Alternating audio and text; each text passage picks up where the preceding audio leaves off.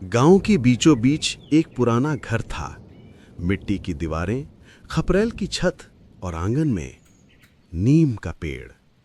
उसी घर में रहते थे शंकर लाल और उनके 3 बेटे, मोहन, सोहन और रतन।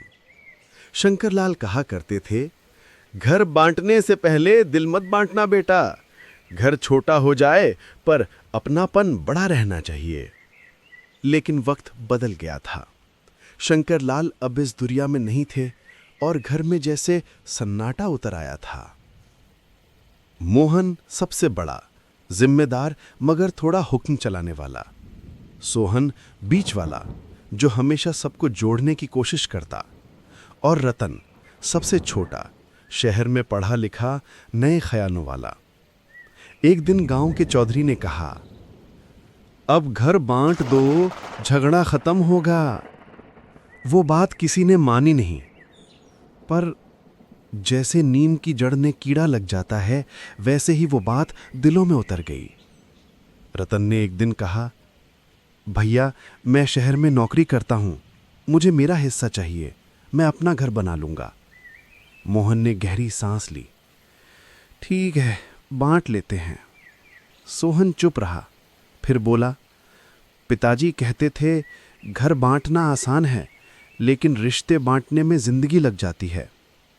अगले दिन पटवारी बुलाया गया। चूने से दीवारों पर निशान लगाए गए। आंगन 3 हिस्सों में बट गया।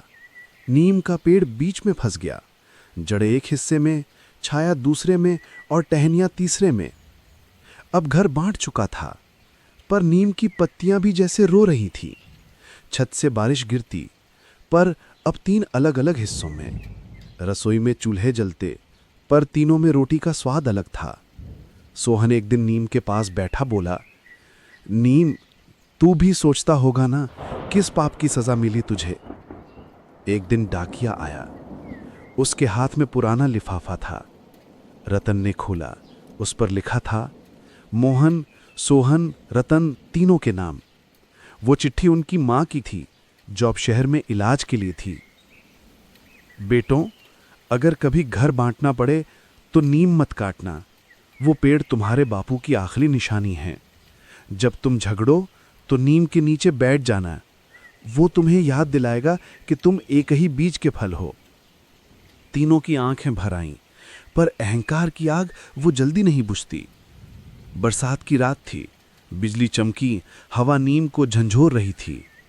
अचानक धड़ाम, नीम की एक भारी डाल टूटकर गिरी, सीधे मोहन के छत पर। छत टूट गई, बच्चे डर गए। मोहन की पत्नी चिल्लाई, बचाओ! सोहन भागा, दीवार तोड़कर मोहन के हिस्से में घुस गया। रतन भी आया, हाथ में टॉर्च और दवाइयां।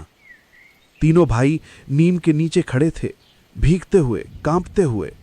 मोहन बोला, शायद नीम को भी अब बंटवारा बर्दाश्त नहीं हुआ। रतन ने नीम की जड़ों को छुआ।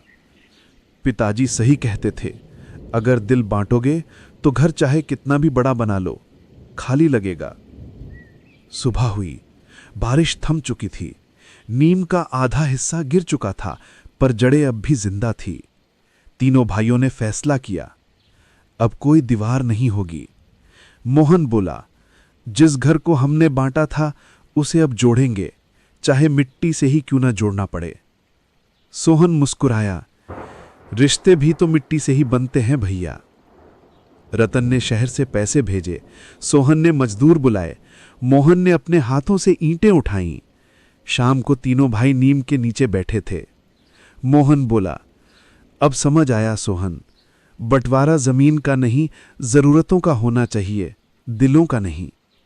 सोहन ने हल्के से मुस्कुराकर कहा, और नीम अब हमारे पापों का गवाह नहीं, हमारी माफी का साक्षी है। रतन ने आसमान की ओर देखा। बादल धीरे धीरे छट रहे थे। पिताजी अब चैन से होंगे। उनका घर फिर से एक हो गया। हवा में नीम की पत्तियां सरसराईं, जैसे कोई बुजुर्ग आशीर्वाद दे रहा हो। और उस दिन के बाद उस घर में कभी कोई दीवार नहीं उठी। 3 हिस्सों का घर एक कहानी नहीं, एक आईना है, जहां दीवारें गिरें तो दिल जुड़ जाएं।